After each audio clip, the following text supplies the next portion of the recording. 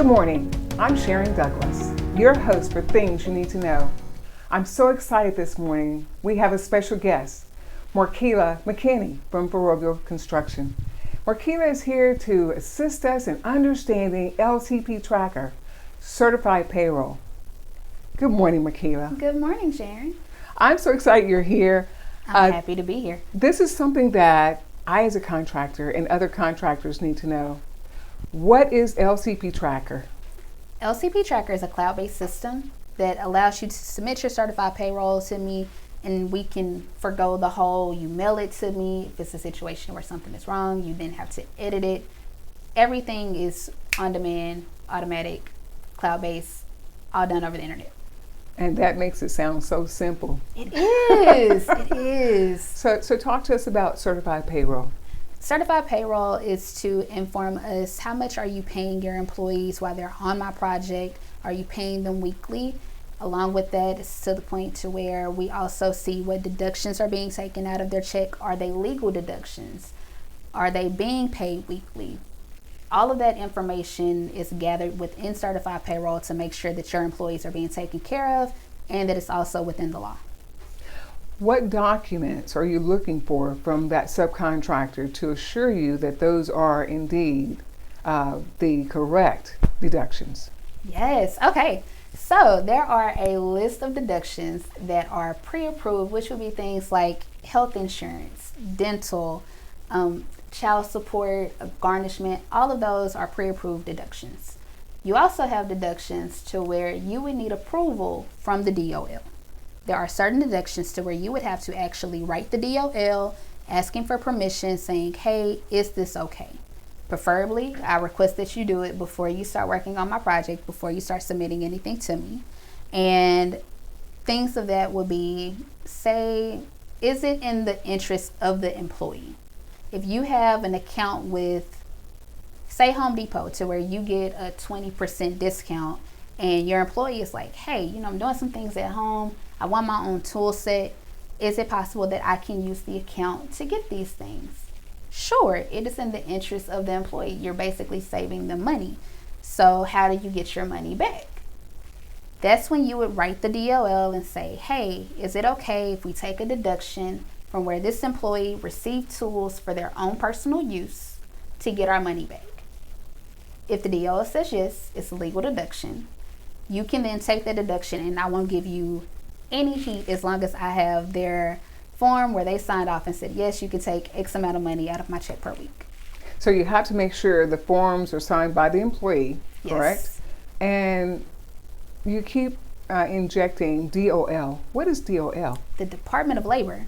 Thank you. It's to the point to where the Department of Labor is they're the people that I basically have to then report to. Since we're in Texas, of course, I have to report it to TxDOT, and along with that information also goes to the Department of Labor. Me personally, I don't want to get in trouble. I don't want you guys to get in trouble, so I prefer to do things the way they wrote it in their manuals. So with that being said, we understand we have to get certain documents signed by the employees. What other documents are involved when we sign up after our contract? So the first thing for me, I would need your setup form. That would be the name of the company, the federal ID number, the person who would be submitting to me your reports. Along with that, I need the address, I need a number. So if something is wrong, I have a way to get in contact with you. A lot of times we also ask for things like, who is the owner of the company? That way we can also keep record of this information. Once we receive that, we can then get you set up in the system. And along with that, we also ask for a subcontractor listing form telling me not only are you going to be working on my project, but I'm bringing these companies with me to work under me, because they will also be required to submit certified payroll as well. Is there something else that you just mentioned, having other subcontractors coming with you? Now, that other subcontractor, how do we identify them as a contractor that will need certified payroll? What is there a certain form that we sign off on? We list their names, or what does that entail? So the form for me specifically with my company, there is a subcontractor listing form. On that form, you would inform me, this is the name of my company, this is the contract that we have, say it's contract number 33. You would give me that information, and then you would say, contractor ABC Trucking, XYZ Construction. These are the people who are going to work under us on this project. Okay. And this is their contact information. I would also need to get the same information I got from you. I need to get from them so I can set them up in the system as well. As a subcontractor, with those particular subcontractors, am I responsible for their paperwork? At the end of the day, it's to the point to where there's flow down information that would need to go to them that you are responsible to make sure that they have in their contract with you. Along with that, since I don't have a direct contract with them and I have a direct contract with you, you are responsible. It's your job as well to make sure they're doing what they need to do because they're working kind of underneath your name. I understood. Now, let me go back to the documentation for LCP Tracker. I'm a little bit confused because now I understand that you're going to make sure I get signed up and you're going to make sure I get the link or whatever I need to sign up. Now I'm in the system. How do I understand how to walk through that system? A lot of contractors love to call me and say, hey, Markelia, I've received my login information. However, I have no idea what I'm doing. And where I would love to hold each one of my contractors' hands and walk them through this process. LCP Tracker has two different sides of the system. You have an administrator side and you have a contractor side. I work on the administrator side, so my system looks completely different from you guys. I can help you, but only to a certain extent.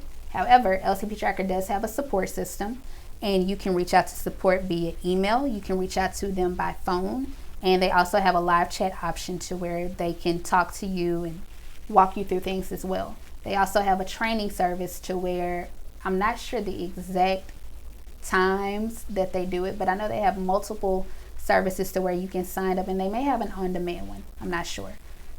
To where they will also give you a full presentation of this is how you input your employees. This is where you go to sign your statement of compliance. This is where you put your information for where your employees, how many hours they work, their other deductions, their documents that you would need to turn in, like the DOL approval letter or the employee authorization forms for their deductions. Okay. Now, I'm working all over the city. And I just worked 4 hours on your project, but I worked another 4 hours in another location. How do I bring those together? Okay. So with Certified Payroll, there is two columns. There is a This Project column and there's an All Projects column. Your This Project columns is specifically for the amount of money that they got paid for working on my site. So if they worked 4 hours on my job site, you would put it under whatever day the work actually happened, and then you would tell me this is how much we paid them and this is how much they got paid for this project for the week. Next to that column, there is an All Projects column, which is everything they did for that week. So if they worked 40 hours, you would put how much their gross pay was for the week, and the rest of the information that's submitted, so their federal, their social, their medical, their other deductions, their net pay, should all match with their paycheck stub. So if I'm asking you for a paycheck stub, I expect it to match your certified payroll. With the paycheck stub, do I have to turn that paycheck stub in with LCP Tracker? That's not something that you have to do. A lot of times I do random audits, or if it's to the point to where you submit a report and it just doesn't look right, because a lot of times contractors don't know that they're also supposed to give us that gross pay amount, and they only give us what they did on our project. So things that I look for, if a contractor worked and it's the middle of the summer, but you're telling me they only worked 3 hours on Tuesday and didn't work anything else for the rest of the week, so the total pay for their check was $60. That's kind of a red flag for me. Something doesn't seem right. And if you have an entire crew and you're trying to tell me that the most anybody on your crew got paid for the week was $100, red flag, something doesn't look right. Right. So I feel as if you messed up that all projects part and you focus too much on just mine. So I may say, hey, Sharon, is it possible you can send me over a copy of your paycheck stubs so I can see, am I doing too much? Am I thinking that they didn't work as much as I thought they would have? Or is there some information that you didn't know beforehand before you submitted it to me? With that, random audits come into play, and a lot of contractors argue me up and down that they are not required to send me this information, when in actuality, since I'm your prime, kind of are.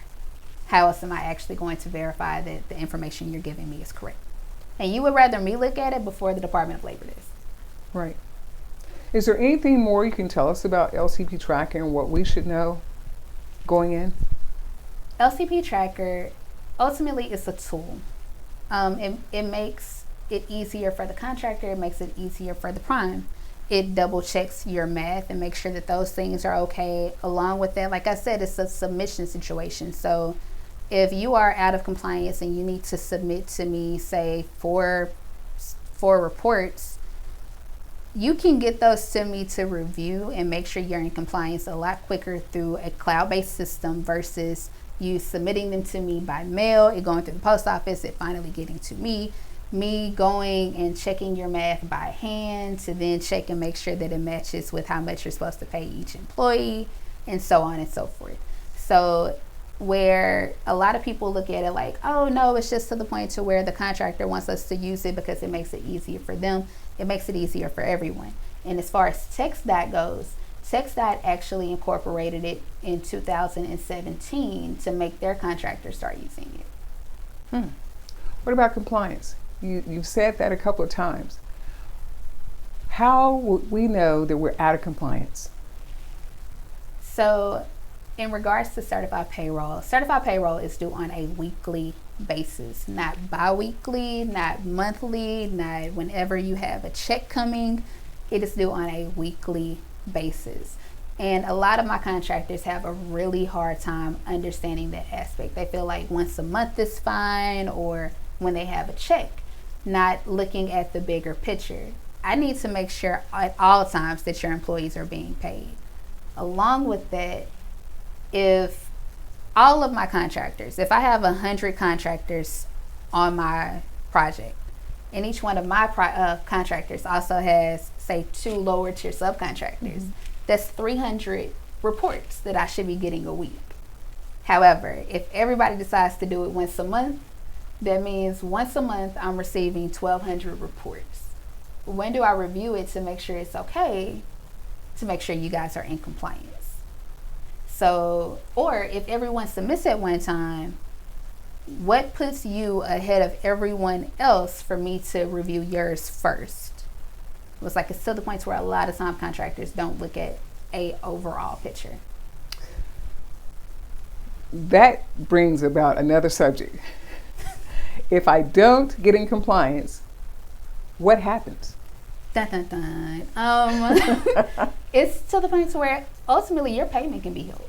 I was like, we have the right to hold your payment if you are not in compliance. And I know at the end of the day, everyone wants their money.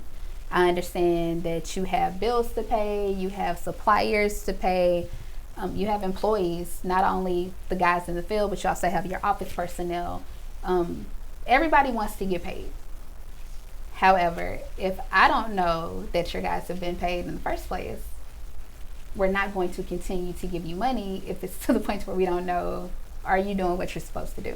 Because at the end of the day, if you're not doing it, we have to then do it. Regardless, your guys are going to get paid.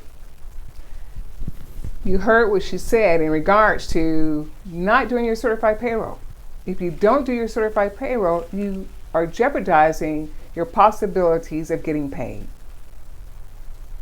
Money makes the world go round. I was like, and I know and a lot of times that's the quickest way to get your attention. I've had contractors to where I can email them on a weekly basis and say, hey, your reports are past due. I am missing these reports. Can you please submit them? Can you please submit them? Until I turn blue in the face. It's not until you are out of compliance and I'm like, okay, we're going to hold payment until we can get these things in. Then all of a sudden you want to send me 20 reports at one time. And I'm like, if you guys could have done this on a weekly basis, you can continuously get paid and we have no problems. So is there anything else you would tell us to keep us out of trouble? Yes. Along with making sure that your employees are paid, you want to make sure that they are paid the right amounts in regards to prevailing wage. And with that, you want to make sure that the deductions that you are taking from your employees are legal, and that you also have their permission to take these deductions. It's some deductions to where it doesn't matter how much they say no, which would be things like child support or a garnishment for school or something like that. Mm-hmm. They can argue all day and say, no, don't take that out of my check. But clearly you have a letter from the government saying this is something that you need to do. At the same time, there are certain deductions you can tell me, like, yeah, the employee told me to take that out of their check. Well, did the employee sign something saying that it's okay?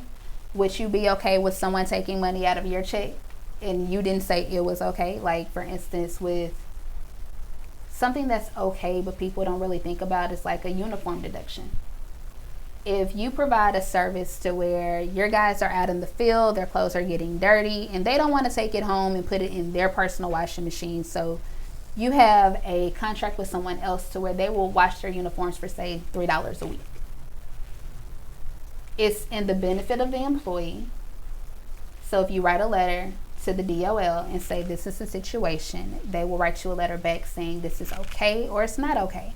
If they approve it, that letter is good for 1 year.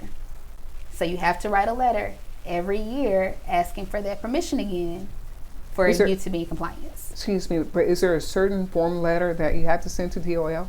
There's not so much a certain form letter. Me personally, what I do is I give a sample letter to my contractors letting them know this is what you should possibly include for them to approve it, to where they don't have to reach out to you and say, hey, we need more information. Well, I'm getting more and more excited. You say you give it to the subcontractor. So therefore, if we came to work on your project, then we're looking forward to having a full package come from you. So we're not stumbling along the way, because so many times we stumble. So once I have you guys set up in the system, I send basically like a welcome package, and that would include your letter saying, well, first there will be I think I have like 7 documents included. It would be a list of permissible deductions, which would be like your health insurance and things like that, saying these are okay, these are pre-approved by the Department of Labor. You can take those. I won't fight you about it. You will have a sample letter to where if you were to ask for permission from the DOL, these are the things you need. You will have a independent contractor sheet. So if it's to the point to where you have a trucking company that's working under you, but you have all owner operators, meaning that they own and operate their own truck, not to where they have 8 people driving that truck, but it's their truck and they're the only ones who use it. Here's a document to have them sign saying that they are aware that certified payroll is required and that they're going to be on your report, that they're not a company to where they would need to submit their own reports.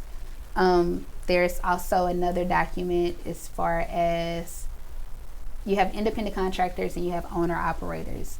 1099, there is no such thing as a 1099 employee. Just want to put that out there. No such thing as a 1099 employee. Say that again. There is no such thing as a 1099 employee. Either you are an employee or you are an independent contractor. And the difference between the two is that as an employee, if you tell me to show up at work at 8 o'clock, Monday through Friday, leave at 5, when to take my lunch, and so on and so forth, and I'm doing everything based off of your schedule as far as where to go and how to do it, I'm an employee. Yes. If it's to the point to where I can decide, hey, Markelia, we need you to come in on Monday through Friday and do this. You know what? I got a lot of stuff going on. I can't do that this week. It's my decision. It's not to the point to where I'm like, oh my gosh, I'm gonna get fired. That's the difference between a 1099 person and someone who is an employee. And a lot of times people, they say that someone is a 1099 employee because they ultimately want to try to avoid things like employer taxes. Understood. So what about all the documentation? Now we have all this documentation. where do we go next? Okay, so there is a section in LCP Tracker called e-documents. E-documents is where you will save and submit these things like your employee authorization form, your approval letter from DOL, where you had your contractor sign off if they were an owner operator or an independent contractor. All of these things go into e-documents. That way, once you submit it in and you're going to upload it, it will be listed under that specific employee. Now, I will say this is one of my biggest pet peeves. I have a lot of contractors who, when they submit that over to me, say they have 10 employees that week that they need to send documents for, they will put those 10 documents in one scan file and put that one scan file under each employee. Meaning, when I go in, I have to scan through 10 documents per person to find the one document that I need. Do not do this. Please do not do this. If it's one person, if it's Sharon Douglas, that Sharon Douglas document should be listed under her. It should not be, oh, here's a PDF file of Markelia and Sharon Douglas. I'm just going to put that same document under both employees. That is not okay. Understood. So now we've got our package. Now we understand how we're supposed to follow it. And is there anything more that we should know, especially when it comes to Markelia? I am totally confused. Who do I go to next? At the same time, as far as my project, I can't speak for everyone else. As far as for me, if you are working with me, if you are ever lost and confused, you can always call me. I will do whatever I can to help you, because when I help you, it helps me. The more you understand, the more I can just review your report. Everything is okay. I approve it and we go on about our day. If you need help, if you are lost, reach out to me. And if I can't help you, I will basically send you to LCP Tracker and they can. But at all times, if you're lost, don't just continue to be lost. Let's try to fix the situation. Yes. So now, what Markelia is saying, do not wait until the last minute. Don't wait until this mountain is just all of a sudden crumbling on you. That is not the time to decide that you don't understand anything, because now you've fallen way behind, and you also cost yourself not only time, but you cost yourself money. So again, Markelia, thank you so much for being here. Of course. Such a pleasure. And again, look for her project.